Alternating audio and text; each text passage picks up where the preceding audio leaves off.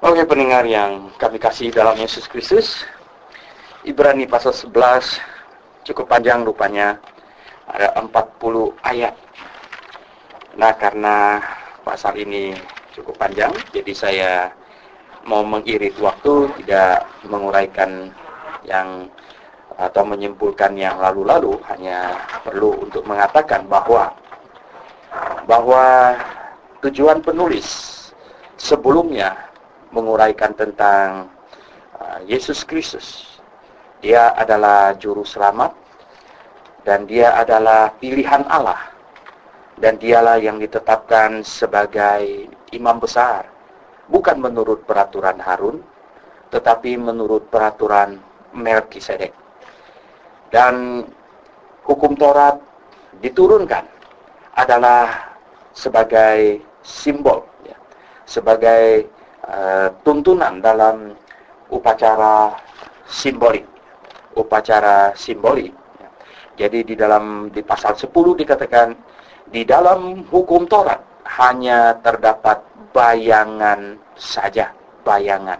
Jadi bukan hakikat dari keselamatan itu sendiri.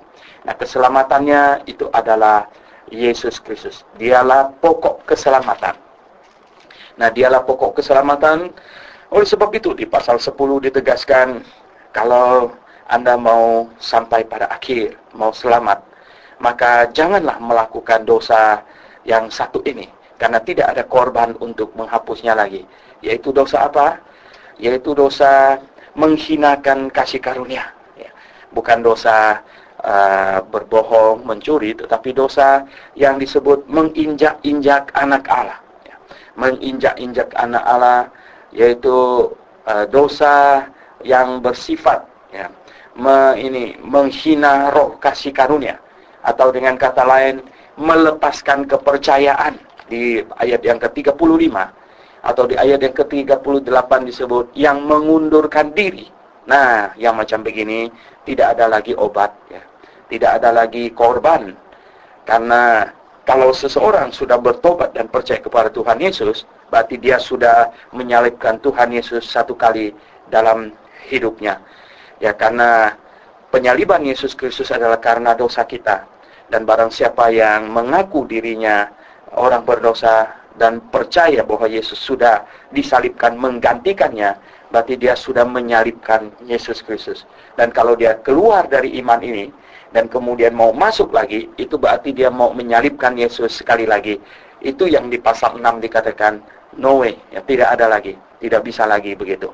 Nah, pendengar yang saya kasih dalam Yesus Kristus, akhirnya di pasal yang ke-11 ini, penulis surat Ibrani yang saya yakini Rasul Paulus berusaha menjelaskan bahwa iman atau mempercayai Yesus Kristus sebagai juru selamat, mempercayai bahwa Yesus Kristus telah dihukumkan menggantikan kita di atas kayu salib, dan kita sekarang hidup di dalam Yesus Kristus. Nah, iman ini sangat penting. Iman mempercayai Allah, mempercayai apa yang Allah janjikan, mempercayai apa yang ditetapkan oleh Allah, yaitu keselamatan di dalam Yesus Kristus. Itu sangat penting. Pendengar yang saya kasih dalam Yesus Kristus, orang-orang perjanjian lama sama sekali bukan hidup karena ini perbuatan. Di dalam covenant theology yang menghiasi teologi Calvinis, itu mereka percaya pada covenant theology, bahwa di perjanjian lama manusia diselamatkan oleh the covenant of works. Jadi janji ini pekerjaan, perbuatan. Padahal kalau kita lihat, semuanya diselamatkan oleh iman. Adam dan Hawa, Abraham, Musa, semuanya mereka diselamatkan melalui iman kepada juru selamat yang akan datang. Iman kepada juru selamat yang akan datang. Nah, kita hari ini diselamatkan melalui iman kepada juru selamat yang sudah datang. Jadi beda kita dengan Abraham adalah Abraham percaya kepada juru selamat yang akan datang, dan kita percaya kepada juru selamat yang sudah datang. Nah, itulah bedanya. Jadi iman ini sangat utama. Dengan iman inilah maka kita jadi benar di hadapan Allah Bapa. Jadi saya mengimani atau mengaminkan, percaya dengan segenap hati saya bahwa Yesus Kristus menggantikan saya dihukum di atas kayu salib. Dan kini saya hidup, bukan hidup milikku, tapi hidup milik Yesus Kristus. Nah, di pasal 11 ayat 1, iman adalah dasar dari segala sesuatu yang kita harapkan. Ya, kita harapkan masih di depan. Ya, kita harapkan. Jadi, apa dasarnya? Dasarnya iman. Ya, jadi iman adalah dasar dari segala sesuatu yang kita harapkan. Dan orang tanya, apa buktinya? Nah, buktinya, ya, iman adalah bukti dari segala sesuatu yang tidak lihat. Jadi kalau sudah lihat, itu bukan iman lagi. Ya, kalau sudah dapat, ya tidak diharapkan lagi, itu bukan iman lagi. Jadi iman itu adalah pengharapan ke depan. Ya, iman itu. Dan kita sekarang percaya kepada Tuhan Yesus yang sudah disalibkan bagi kita, dan kita berharap ke depan. Kita berharap nanti Dia datang, kita akan diangkat masuk surga. Dan kita pada waktu rapture, kita akan bersama-sama dengan Dia. Kita percaya, kita beriman, ya, bahwa Dia sudah menanggung semua dosa kita, dan Dia akan datang, ya, Dia akan datang membenarkan kita di hadapan Allah Bapa. Nah, itulah yang kita imani. Jadi itu adalah bukti, dan itu adalah dasar, ya, dari apa yang kita harapkan, bukti dari apa yang tidak kita lihat. Ini sebenarnya statement iman. Dan kalau komposisi iman, ya, komposisinya, iman terdiri dari pengertian atau pengetahuan, perasaan, dan kehendak. Ya. Jadi iman timbul dari pendengaran. Jadi seseorang tidak mungkin bisa beriman tanpa mendengar. Karena di dalam Roma pasal 10 sudah dinyatakan dengan sangat tegas, iman timbul dari pendengaran. Ya. Jadi di Roma pasal 10 Rasul Paulus berargumentasi, barang siapa yang berseru kepada nama Allah akan diselamatkan. Tetapi ya, bagaimana mereka bisa berseru kalau mereka tidak percaya? Dan bagaimana mereka bisa percaya kalau mereka tidak mendengar, katanya. Jadi tidak ada orang yang bisa percaya kalau dia tidak mendengar. Itulah sebabnya perlu pemberitaan Injil agar orang itu mendengar. Nah, di ayat yang ketiga dikatakan, ya, ayat 2, sebab oleh imanlah telah diberikan kesaksian kepada nenek moyang kita. Ya, oleh imanlah maka mereka mendapatkan kesaksian. Ya. Iman mereka sungguh membawa buah. Ya. Kita lihat di ayat 3 juga, karena iman kita mengerti bahwa alam semesta telah dijadikan oleh firman Allah. Ya, kita dengan iman kita percaya bahwa alam semesta ini jadi oleh firman Allah, sehingga apa yang kita lihat telah terjadi dari apa yang tidak dapat kita lihat. Jadi dari semua yang kita lihat ini, ya, semua yang kita lihat, ya, kita mengerti, ya, karena iman kita mengerti bahwa alam semesta telah dijadikan oleh firman Allah, sehingga apa yang kita lihat ini, ya, telah terjadi dari apa yang tidak dapat kita lihat, yaitu dari firman Allah, dari roh Allah yang tidak dapat kita lihat. Ini alam semesta sudah jadi. Nah, karena iman Habel telah mempersembahkan kepada Allah korban yang lebih baik, ya, daripada korban Kain tentu. Nah, mengapa? Karena iman. Karena dia percaya kepada Allah. Allah berjanji, ya, akan kirim juru selamat. Dan barang siapa yang mau dosanya dihitung selesai, dia harus percaya kepada juru selamat yang akan datang pada waktu itu, pada waktu Habel. Juru selamat yang akan datang, yang akan menanggung semua dosanya. Dan barang siapa yang percaya harus melakukan ibadah simbolik dengan iman. Jadi Habel melakukannya dengan iman. Dan Kain tentu tidak beriman, maka dia tidak melakukannya dengan benar. Dia tidak melakukannya sesuai dengan ketetapan Allah. Dia malah memakai hasil tanaman. Hasil tanaman tidak menggambarkan apapun. Habel percaya dengan apa yang Allah katakan, beriman, maka itu dia memakai domba. Dia memakai domba, domba menggambarkan Yesus Kristus, anak Allah. Dan kalau bayam atau kangkung atau apel atau pisang itu tidak menggambarkan apapun juga, ya. Jadi itulah sebabnya mengapa Tuhan menerima persembahan Habel, karena persembahan Habel sesuai dengan petunjuknya. Sedangkan persembahan Kain itu adalah sebuah ekspresi pembangkangan. sebuah ekspresi pembangkangan, sehingga Tuhan menolak persembahan Kain dan menerima persembahan Habel. Dulu waktu saya masih anak sekolah minggu, ya saya berpikir, ya ini kenapa Tuhan kok suka makan domba, tidak suka sayur-sayuran gitu. Dan guru sekolah minggu tidak menjelaskan kepada saya, ya mengapa Tuhan menerima persembahannya Habel dan tidak menerima persembahannya Kain begitu. Nah, tetapi sekarang ya setelah saya belajar, saya mengerti mengapa Tuhan tidak menerima persembahan Kain ya. Karena Kain mempersembahkan tidak sesuai dengan yang Tuhan mau.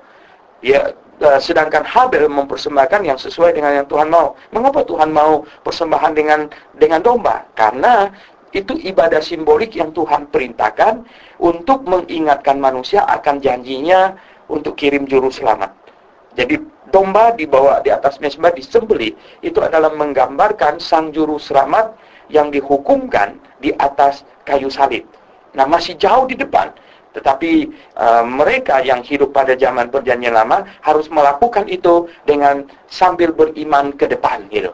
Nah, itulah sebabnya maka saking berimannya Habel, dia melakukannya dan dia mati, dan sesudah mati pun ya darahnya berbicara. Ini adalah simbolik bahwa kematiannya diperhatikan oleh Tuhan dan dituntut ya dari Kain yang membunuhnya. Kemudian Henok ya. Henok juga sangat beriman ya. Henok beriman sehingga dia terangkat ya, dia tidak mengalami kematian. Mengapa? Karena dia sangat percaya pada janji Allah.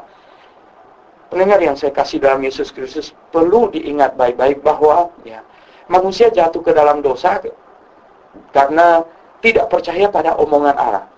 Hawa jatuh ke dalam dosa karena Hawa lebih percaya pada omongan iblis daripada omongan Allah.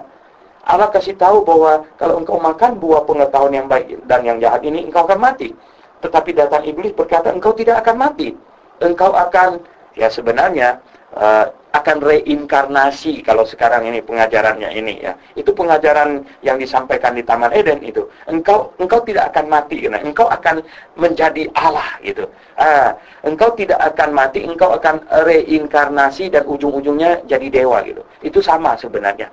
Nah, pendengar yang saya kasih dalam Tuhan Yesus, oleh sebab itu, setelah manusia jatuh ke dalam dosa, Allah berfirman, berjanji akan kirim juru selamat. Nah, sekarang apakah mereka mau percaya pada omongan Allah atau mau tetap percaya pada omongan iblis? Dan kalau percaya pada omongan Allah, engkau harus melakukan ibadah simbolik yang menggambarkan janji Allah untuk kirim juru selamat, yaitu ambil domba dan taruh di atas mezbah sambil memegang kepalanya mengaku salah, kemudian domba itu disembelih. Dengan iman percaya pada janji Allah untuk kirim juru selamat. Nah, Henok percaya itu amat sangat ya, dan dia begitu beriman kepada Allah dan hidupnya berkenan kepada Allah sehingga dia tidak ditemukan lagi, katanya dia terangkat ya, dan dia terangkat ya, dia dibawa Allah untuk supaya dekat dengan Allah senantiasa di sana. Jadi Henok terangkat. Nah, barang siapa yang mau datang kepada Allah harus dengan iman ya. Ayat 6 dikatakan, karena barang siapa yang datang kepada Allah, dia harus percaya bahwa ada Allah ya, Allah ada gitu. Dan Allah memberikan upah kepada orang yang sungguh-sungguh mencari Dia. Jadi tidak ada orang yang datang kepada Allah dengan tidak percaya pada Allah. Jadi tidak ada orang yang datang kepada Allah dengan tidak beriman. Iman adalah sesuatu yang sangat penting untuk datang kepada Allah. Karena kita nomor satu harus percaya ada Allah. Dan percaya Allah memperhatikan segala sesuatu. Dan percaya pada firman Allah, pada janji Allah. Percaya kepada jalan keselamatan yang Allah tawarkan, yang Allah katakan. Nah, kemudian di ayat 7, karena iman katanya Nuh dengan petunjuk Allah ya tentang sesuatu yang belum kelihatan, yaitu bahwa dunia ini akan dibinasakan dengan air ya. Dengan taat katanya mempersiapkan bahtera untuk menyelamatkan keluarganya. Jadi betapa sekitar 100 tahun Nuh membangun kapal itu. Anda bisa bayangkan, dia belum pernah bikin kapal dan sekarang dia harus bikin kapal, dan air bahnya masih jauh di depan. Ini membutuhkan iman yang sangat besar ya, untuk tetap mengerjakannya dengan tidak mengeluh dan dengan tidak putus asa. Dia harus melakukan itu dengan sedemikian rupa, beriman. Kalau dia tidak beriman, mungkin dia berhenti bekerja. Nah, Pendengar yang saya kasih dalam Tuhan Yesus, belum lagi ditambah olok-olokan dari orang dan lain sebagainya. Tetapi Nuh dengan iman, ya, akhirnya dia menjadikan batra itu, ya, dia selesai membuatnya, dan karena iman ia menghukum dunia, dan ia ditentukan untuk menerima kebenaran, ya, dan ia sesuai dengan imannya. Jadi Nuh akhirnya oleh iman, ya, dia mempersiapkan batra, dan setelah batra siap, dunia akan dihukum. Ya, dunia akan, kalau batra nggak siap, dunia belum dihukum. Jadi itulah sebabnya di sini dikatakan, ya, karena iman, ya, Nuh menghukum dunia ini. Ya, Nuh selesaikan batra, maka air bah tiba. Kalau Nuh belum selesaikan batra, ini airnya nggak datang-datang, gitu, ya. Jadi pendengar yang saya kasih dalam Yesus Kristus, ya, Nuh kerjanya lama itu, ya, 100-an tahun, ya, karena dia belum jago bikin kapal, ya, belum pernah bikin kapal, ya. Jadi di ayat yang kemudian ayat yang ke-8, karena iman Abraham taat, katanya, ketika ia dipanggil untuk berangkat ke negeri yang akan diterimanya untuk menjadi milik pusakanya. Nah, dipanggil keluar, ya, belum tahu di mana. Pokoknya kamu keluar dari keluarga kamu. Abraham, ya, harus taat, dan dia karena iman dia taat itu. Karena iman dia melangkah. Dia percaya akan apa yang Allah omongkan itu, bahwa dia akan, ya, menjadi seorang bapak dari bangsa yang besar, dan padahal dia belum ada anak, tetapi dia percaya akan apa yang Allah omongkan itu, sehingga dia berjalan, ya, dia keluar, ya, dan dia menerima pusaka itu, karena iman ia diam di tanah yang dijanjikan itu, seolah-olah di suatu tanah asing, katanya, yang di situ, ya, di tanah asing itu, yang di tanah di situ, ya, yang dijanjikan, ya, saya membacanya ini, karena iman ia diam di tanah yang dijanjikan itu, seolah-olah di suatu tanah asing, dan di situ ia tinggal di kemah dengan Ishak dan Yakub, yang turut menjadi ahli waris janji yang satu itu. Sebab ia menantikan kota yang mempunyai dasar, yang direncanakan dan dibangun oleh Allah. Karena iman Abraham melangkah keluar dan menantikan penggenapan janji Allah itu. Nah, pendengar yang saya kasih dalam Yesus Kristus, kita harus kembali ke operator, karena ini adalah ciri khas radio berita klasik. Silakan.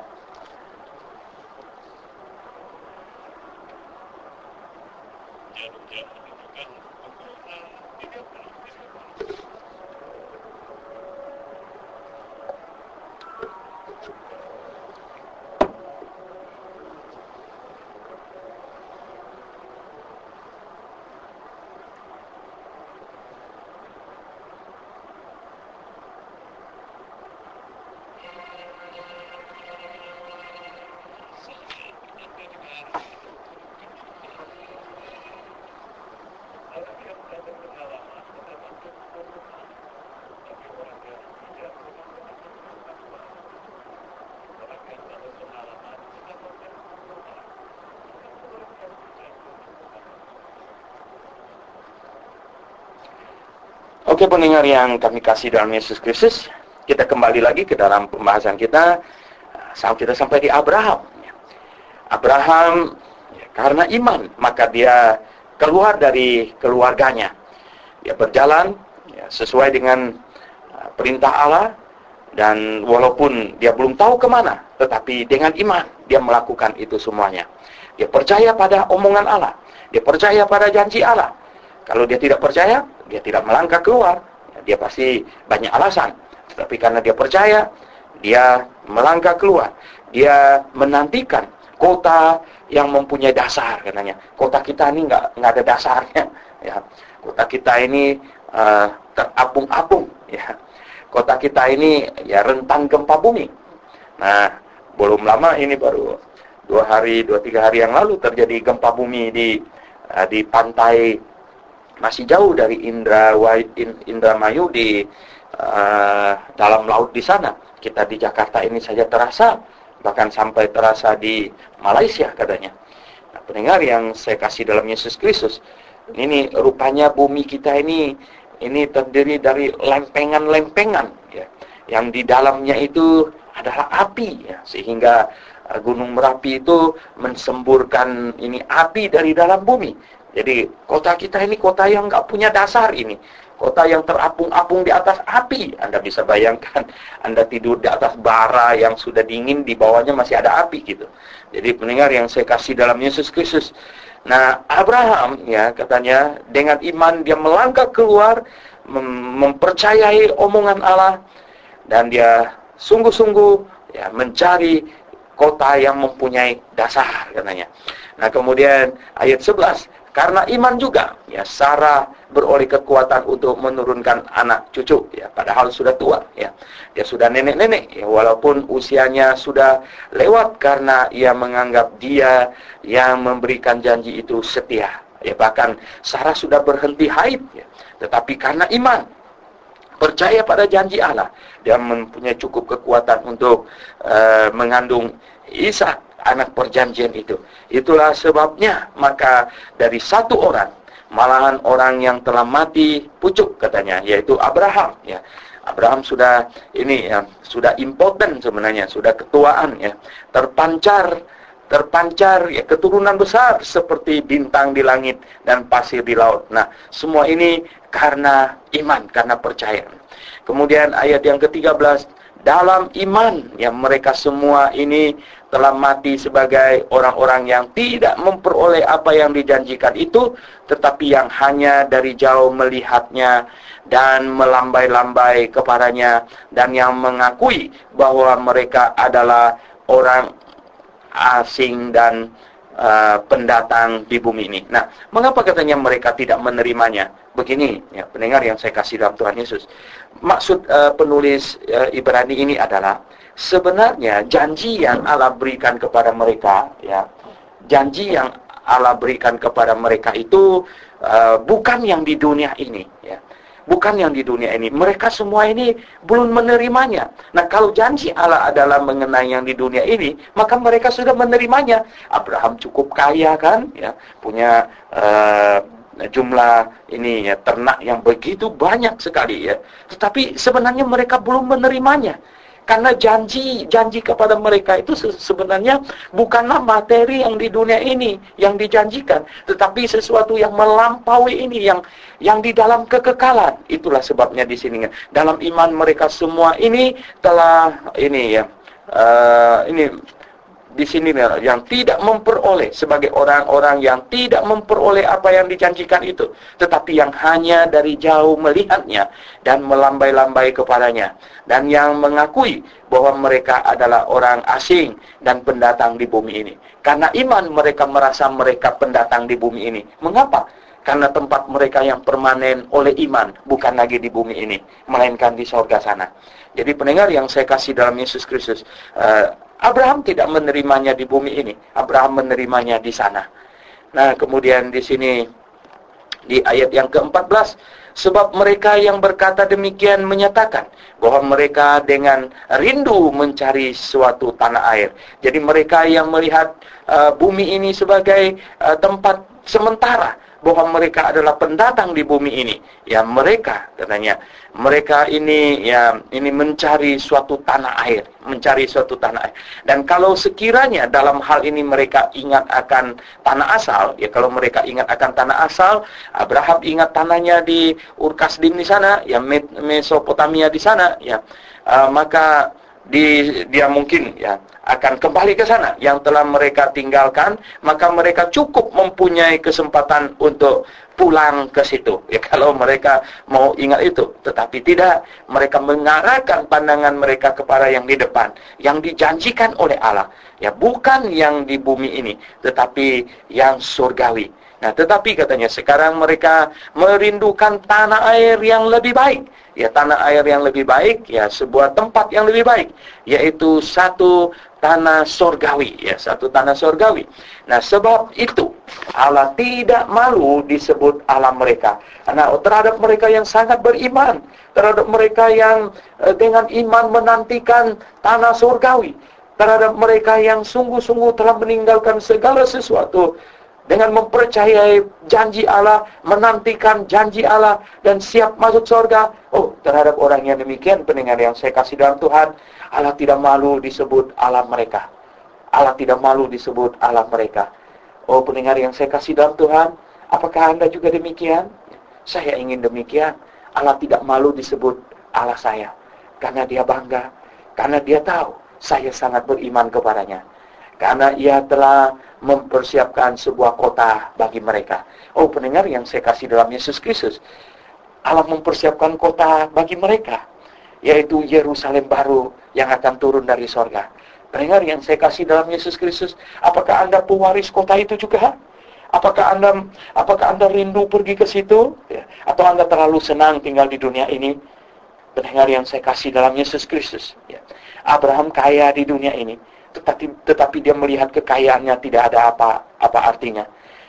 Abraham termasuk orang yang berada pada waktu itu, tetapi dia tidak melihat ya, kekayaannya sebagai sesuatu yang menghalanginya untuk percaya kepada janji Allah ke depan.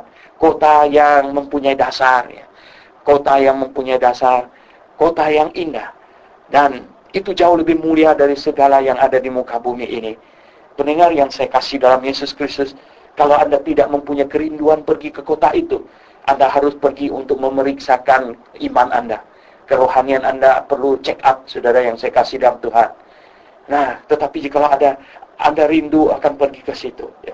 Kota yang Tuhan sediakan bagi kita, orang yang percaya kepadanya, orang yang telah dengan setia mengalami segala hal buruk di muka bumi ini sambil memandang kepadanya, beriman kepadanya, mengetahui bahwa Dia menepati janjinya, bahwa kita akan menerima apa yang dijanjikannya, karena Allah itu setia dan adil. Nah, pendengar yang saya kasih dalam Tuhan, kemudian di ayat yang ke-17, karena iman maka Abraham, ya, tak kala ia dicobai, ya, mempersembahkan Ishak, ya, dia dicobai untuk mempersembahkan Ishak. Coba bayangkan, ya, oh itu bukan percobaan yang gampang, ya, dilewati. Ia yang telah menerima janji itu, ya, rela mempersembahkan anaknya yang tunggal. Bayangkan, ya, dia dikatakan akan menjadi bapa dari satu bangsa yang besar, tetapi sekarang anak perjanjiannya disuruh untuk dipersembahkan. Walaupun ya kepadanya telah dikatakan keturunan yang berasal dari Ishak lah yang akan disebut keturunanmu, ya. Jadi keturunan Abraham itu keturunan Ishak, nah, tetapi kemudian disuruh dipersembahkan, ya, karena ia berpikir bahwa Allah berkuasa membangkitkan orang sekalipun dari antara orang mati, dan dari sana ia seakan-akan telah menerimanya kembali. Jadi Abraham dicobai untuk mempersembahkan Ishak. Abraham melakukannya atas dasar iman, karena dia yakin Allah sanggup membangkitkan orang mati. Kalau Ishak mati pun Allah sanggup membangkitkannya. Nah, ini iman Abraham yang sedemikian besar itu. Oh, pendengar yang saya kasih dalam Yesus Kristus, bagaimana Allah tidak mengasihi orang seperti Abraham di tengah-tengah rencana Allah untuk mengirim anaknya yang tunggal, ya, ke dalam dunia ini. Dia mencoba, ya, apakah di bumi ini ada juga orang yang segitu percaya kepadanya, yang sebegitu mengasihinya, yang juga berani dan rela mempersembahkan anaknya juga yang tunggal. Dan Abraham, ya, berani melakukannya. Dan ini sangat menggugah hati Tuhan. Pendengar yang saya kasih dalam Yesus Kristus, adakah Anda seorang beriman? Adakah iman Anda mengesankan sedemikian rupa? Ya. Oh, pendengar yang saya kasih dalam Tuhan, inilah Abraham. Karena iman maka Ishak, katanya di sini. Karena iman maka Ishak sambil memandang jauh ke depan, ya, memberikan berkatnya kepada Yakub dan Esau, ya, memandang jauh ke depan, dan dia memberkati Yakub, ya, lebih dari Esau. Karena iman maka Yakub, ya, ketika hampir waktunya akan mati, memberkati kedua anak Yusuf, lalu menyembah sambil, ya, bersandar pada kepala tongkatnya. Karena iman, ya, jadi Yakub memberi berkat dengan sudah sangat usur usianya, dia tubuhnya juga sudah lemes, ya. Jadi dia memberi berkat kepada anak-anaknya karena iman, karena dia tahu, ya, karena dia tahu posisinya waktu itu adalah imam, ya. Dari Adam dan Hawa jatuh ke dalam dosa sampai hukum Taurat diturunkan, posisi ayah adalah posisi imam. Itulah sebabnya Yakub yang menegakkan itu dengan tubuhnya yang sudah sangat lemah, dan dia mau memberkati anak-anaknya karena iman. Karena iman pula lah di sini di ayat yang ke-22. Maka Yusuf yang menjelang matinya memberitakan tentang keluarnya, ya katanya memberitakan tentang keluarnya orang-orang Israel dan memberi pesan tentang tulang belulangnya. Jadi Yusuf karena iman yakin ya, bahwa satu hari Allah pasti akan membawa bangsa Yahudi ini, keturunan Yakub, keluar kembali ke tanah Kanaan, tanah yang dijanjikan. Yusuf yakin karena iman. Oleh sebab itu dia berpesan kepada saudara-saudaranya bahwa kalau mereka keluar nanti, bahwa tulangnya harus dibawa gitu. Jadi karena iman dia memandang kepada Allah yang janji, yang memberikan janji dan yang setia. Dan kemudian di ayat yang 23, karena iman maka Musa setelah ia lahir disembunyikan selama 3 bulan oleh orang tuanya. Jadi karena iman orang tua, Musa menyembunyikannya ya, menyembunyikannya. Dan ya kalau ketahuan itu bisa gawat ya, tetapi karena iman mereka pasti berdoa supaya Allah menolong ya. Nah, katanya disembunyikan orang tuanya karena mereka melihat bahwa anak itu elok rupanya dan mereka tidak takut akan perintah raja. Ya, jadi Musa ini sejak bayi sudah ganteng gitu ya. Nah, dia betul-betul ya menjadi seorang yang direncanakan oleh Allah untuk membawa bangsa Yahudi keluar dari Mesir ya. Kemudian di sini dikatakan karena iman ya. Karena iman maka Musa setelah dewasa menolak disebut anak putri Firaun. Ya, Musa ya padahal dia bisa menikmati semua kekayaan Firaun di sana, tetapi karena iman Musa lebih senang katanya. Dia lebih memilih menderita sengsara dengan umat Allah daripada untuk ini ya, sementara menikmati kesenangan dari dosa. Ia menganggap penghinaan karena Kristus sebagai kekayaan yang lebih besar daripada semua harta Mesir. Sebab pandangannya ia arahkan kepada upah yang di sorga itu ya. Jadi pendengar yang saya kasih dalam Yesus Kristus ya, kita lihat bahwa Musa pun karena iman dia memilih menderita bersama dengan umat Allah daripada ini menikmati kesenangan duniawi Mesir itu. Pendengar yang saya kasih dalam Yesus Kristus, sungguhkah kita beriman? Ya, adakah kita menjauh dari hal-hal duniawi, kenikmatan duniawi, ya, pesta pora duniawi dan segala ini kehidupan duniawi? Adakah karena iman kita menyingkir dari semua itu dan memilih untuk bersatu dengan umat Allah, memilih untuk ya hal-hal yang rohani, untuk sesuatu yang bersifat ya, surgawi dan rohani? Adakah kita memiliki iman yang demikian? Nah, di sini dengan karena iman ya, karena iman ia telah meninggalkan Mesir dengan tidak takut akan murka raja ya. Dan ia bertahan sama seperti ia melihat apa yang tidak kelihatan. Jadi orang-orang yang beriman seperti Musa ini, mereka sudah melihat ya sesuatu yang rohani, sesuatu yang surgawi. Jadi itu menjadi satu target, itu menjadi satu arah bagi mereka. Nah, pendengar yang saya kasih dalam Yesus Kristus, ya kita lihat di situ, di sini dikatakan karena iman ya, ayat 28, maka ia mengadakan Paskah dan memercikkan darah supaya pembinasa anak-anak sulung jangan menyentuh mereka. Jadi hanyalah orang yang beriman yang mau potong seekor domba, kemudian darahnya dipoleskan di ambang pintu ya. Inilah yang terjadi ketika malam Paskah itu ya. Malam Paskah ya, di mana orang yang beriman saja yang mau potong domba, darahnya dipoleskan di ambang pintu. Kalau yang tidak beriman ya, maka ya dia pasti tidak akan melakukan itu. Karena iman maka ya, mereka telah melintasi Laut Merah katanya. Ya, sama seperti melintasi tanah kering ya. Karena iman ya. Kalau tidak ada iman ya, mereka tidak berani melangkah. Dan ya mereka pasti ya tidak melintasi laut itu ya. Sedangkan orang-orang Mesir tenggelam ketika mereka mencobanya juga. Anda bisa bayangkan kalau laut itu ditiup angin dan dia punya air tiba-tiba terbelah, apakah Anda berani jalan turun ya? Nah, apakah tidak takut nanti itu tiba-tiba airnya kembali ini ya menghantam kita ketika kita sedang lewat di situ? Nah, ini diperlukan iman untuk melewatinya. Pendengar yang saya kasih dalam Yesus Kristus, di ayat yang ke-30, karena iman maka runtuhlah tembok Jeriko di tangan Yosua ya. Mereka hanya mengelilinginya ya 7 hari lamanya, tidak pakai meriam untuk merobohkannya, tetapi hanya mengelilinginya saja ya, dengan bernyanyi ya, dengan sangkakala, dengan trompet segala macam itu ya. Mereka mengelilinginya dan tembok itu runtuh setelah 7 hari dikeliling. Nah, semua itu terjadi karena iman.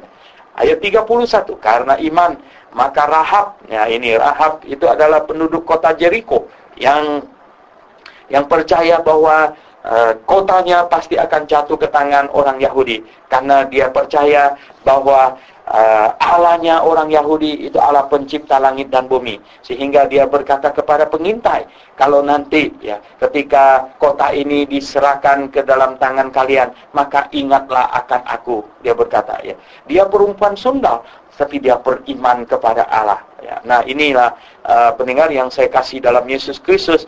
Nah, bukan masalah Rahab itu sundal atau bagaimana, tetapi ya jelas bahwa dia seorang sundal dan dia percaya kepada Allah. Nah, apakah kita lebih baik dari Rahab? Ya, di hadapan Allah dosa semuanya adalah orang berdosa. Ya, dosanya sedikit juga orang berdosa. Tetapi yang terpenting adalah apakah ini orang berdosa banyak yang bertobat atau orang berdosa sedikit yang tidak bertobat. Nah, ini bedanya di situ. Ya, apakah dia adalah seorang berdosa banyak yang percaya kepada Allah, atau sebaliknya seorang berdosa sedikit yang tidak percaya kepada Allah. Malah ya di hadapan Allah yang percaya kepadanya, yang berharap kepadanya, yang beriman kepadanya. Nah, itulah yang berkenan kepadanya. Nah, di sini dan ia tidak turut binasa bersama-sama dengan orang-orang durhaka di kota Jeriko itu, karena ia telah menyambut ya pengintai-pengintai itu dengan baik. Mengapa dia menyambut pengintai-pengintai itu? Karena dia beriman, karena dia percaya bahwa Allah Jehovah, Allahnya bangsa Yahudi yang sekarang ini sedang mau mengepung kota mereka itu pasti ya akan menang, karena dia Allah pencipta langit dan bumi. Jadi imannya ini yang sedemikian rupa hebat ini, yang membuat dia bisa menerima pengintai-pengintai, tidak laporkan mereka. Nah, pendengar yang saya kasih dalam Tuhan Yesus, ayat 32. Dan apakah lagi yang harus aku sebut? Ya. Sebab aku akan kekurangan waktu. Betul, akan kekurangan waktu apabila aku hendak menceritakan tentang Gideon ya. Nah, ini Gideon ya, Barak, Simson, Jefta, ini adalah hakim ya, hakim-hakim ya. Hakim-hakim sebelum Samuel, sebelum Saul jadi raja. Ini hakim ya. Mereka yang menjadi hakim, mereka yang sedemikian rupa ya. Ini orang-orang beriman yang ditunjuk Allah menjadi hakim, walaupun ya Simson pernah salah ya, jatuh ke tangan perempuan, tetapi di akhir hidupnya dia berdoa dengan iman kepada Tuhan untuk memberikan dia kekuatan yang terakhir supaya dia ya dapat melaksanakan tugasnya dengan baiknya. Daud dan Samuel dan para nabi katanya. Ya, ini semuanya kalau diceritakan katanya kekurangan waktu sama sekali ya. Yang karena iman telah menaklukkan kerajaan-kerajaan ya. Oh, Daud dengan iman telah menaklukkan kerajaan-kerajaan ya. Mengamalkan kebenaran, memperoleh apa yang dijanjikan, menutup ini mulut singa-singa. Siapa yang menutup mulut singa-singa? Daniel ya. Daniel menutup ya mulut singa-singa. Yang memadamkan api yang dahsyat. Siapa memadamkan api yang dahsyat? Maksudnya api itu tidak berdaya sedikit ya, sama dengan padam gitu ya. Yang memadamkan api yang dahsyat itu siapa? Ya, Sadrak, Mesak, Abednego ya. Dan di sini mereka telah luput dari mata pedang ya. Oh, mereka mereka luput dari mata pedang, telah beroleh kekuatan dalam kelemahan. Mereka makin kuat, ya, beroleh kekuatan dalam kelemahan. Telah menjadi kuat dalam, ya, peperangan, dan telah memukul mundur pasukan-pasukan tentara asing. Nah, banyak orang beriman yang gagah perkasa, yang oleh penulis ini berkata, kita kekurangan waktu untuk menulis mereka semuanya. Ibu-ibu telah menerima kembali orang-orangnya yang telah mati, ya, sebab dibangkitkan. Ya. Ini ada seorang janda di Sarfat menerima anaknya kembali, ya, karena anaknya mati kemudian dihidupkan. Tetapi orang-orang lain membiarkan dirinya disiksa dan tidak mau menerima pembebasan supaya mereka beroleh kebangkitan yang lebih baik. Mereka memilih mati, ya, dan karena apa? Karena mereka tahu mati bagi Tuhan, mati mempertahankan kebenaran. Justru, ya, itu akan mendapatkan, ya, kebangkitan yang indah dan mulia dengan tubuh kebangkitan yang mulia. Ingat, ya, mereka ini, orang-orang beriman ini, bukan orang yang membunuh orang lain mati, tetapi mereka berani mati demi kebenaran. Berani mati kebenaran dengan tidak melakukan kekerasan. Bukan berani mati bagi kebenaran sambil kita menganiaya orang lain. Tidak, ya. Bukan yang demikian. Nah, pendengar yang saya kasih dalam Yesus Kristus, kita lihat di sini dikatakan, ya, ayat yang 36, ada pula yang diejek dan didera, ya. Oh, banyak pahlawan-pahlawan iman yang diejek dan didera, bahkan yang dibelenggu dan dipenjarakan. Oh, banyak sekali, ya. Yeremia dipenjarakan, ya, sampai dia dimasukkan ke dalam sumur, ya. Mereka dilempari, ya. Dan ada satu kalimat yang kekurangan di sini, mereka dicobai, ya, digergaji, katanya. Menurut cerita itu, Yesaya adalah nabi yang digergaji, ya, dimasukkan ke dalam batang pohon yang di tengahnya kosong, kemudian digergaji, ya. Dibunuh dengan pedang. Oh, itu sudah tak terhitung banyaknya. Mereka mengembara dengan berpakaian kulit domba dan kulit kambing sambil menderita kekurangan. Siapa itu? Nabi Elia yang berpakaian demikian dan menderita kekurangannya, sampai dia harus pergi ke tepi sungai Kerit, dan Tuhan memerintahkan burung gagak untuk mengantarkan daging kepadanya. Nah, pendengar yang saya kasih dalam Yesus Kristus, ya. Jadi begitulah, ya. Orang-orang beriman, mereka menantikan sesuatu yang dijanjikan yang di depan. Ya, kesesakan dan siksaan mereka alami semuanya. Nah, ayat 38 ini sangat penting untuk diperhatikan.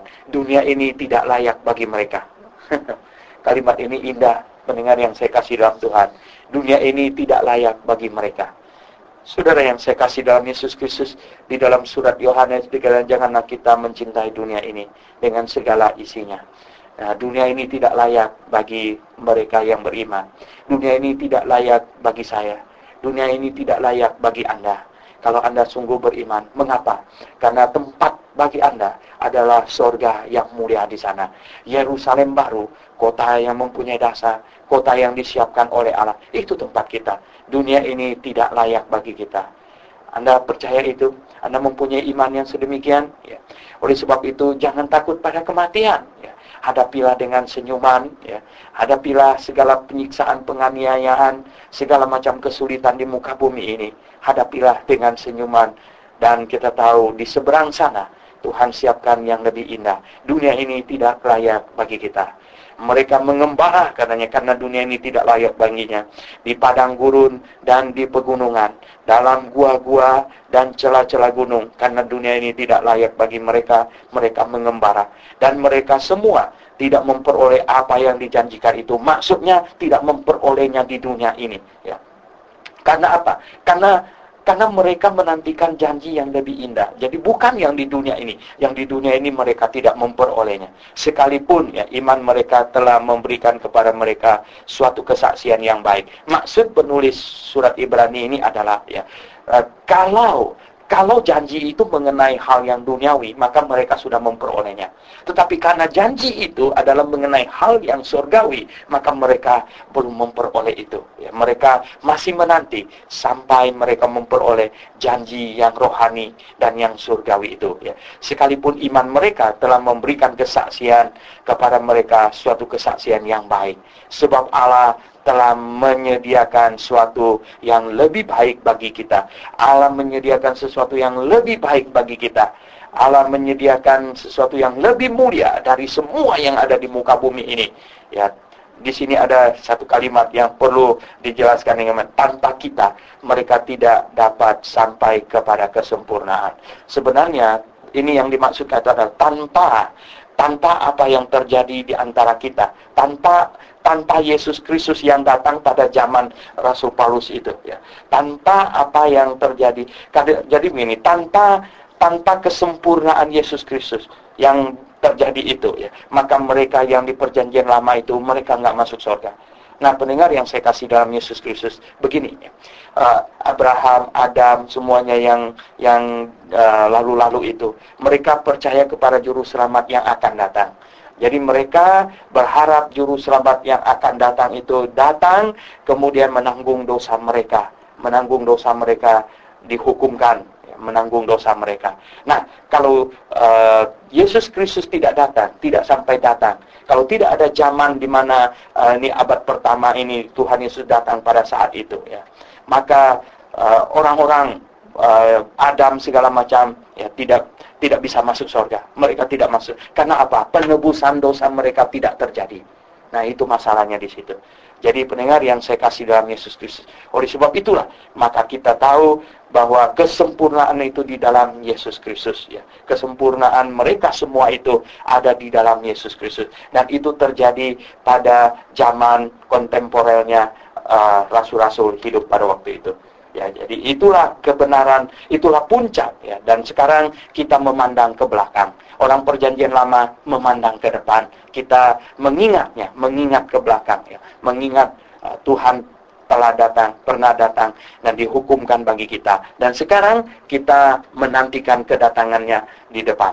Oke, pendengar yang saya kasih dalam Yesus Kristus, ya, karena kita konsisten satu hari bahas satu pasal 1 jam, jadi kita mesti agak kebut sedikit, ya, karena ada 40 ayat. Tetapi saya harap, ya, pendengar mendapatkan gambaran, ya, apa yang dimaksudkan di pasal 11 ini adalah mereka semuanya itu beriman. Mereka beriman memandang kepada janji akan juru selamat yang di depan mereka. Dan hari ini kita mengingat ke belakang, memandang ke belakang, Yesus Kristus sudah dihukumkan bagi kita. Dan tentu kita memandang ke depan, menantikan janji, penggenapan janjinya juga, yaitu janji kedatangannya di angkasa, dan kita akan naik ke atas untuk menyongsongnya. Oke, pendengar yang saya kasih dalam Tuhan, sampai di sini, mari kita berdoa.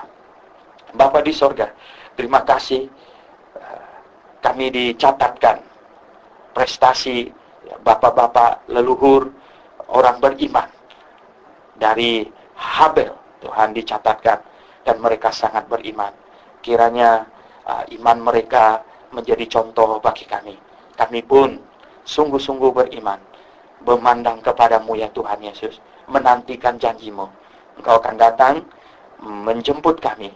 Kami akan diubah, kami akan naik ke angkasa menyongsong Engkau di sana. Terima kasih Tuhan. Kiranya Engkau menguatkan kami dengan catatan firman-Mu. Kami berdoa dalam nama Tuhan Yesus Kristus. Amin. Oke, pendengar yang saya kasih dalam Yesus Kristus, hari ini kita sampai di sini. Saya kembalikan kepada operator, silakan.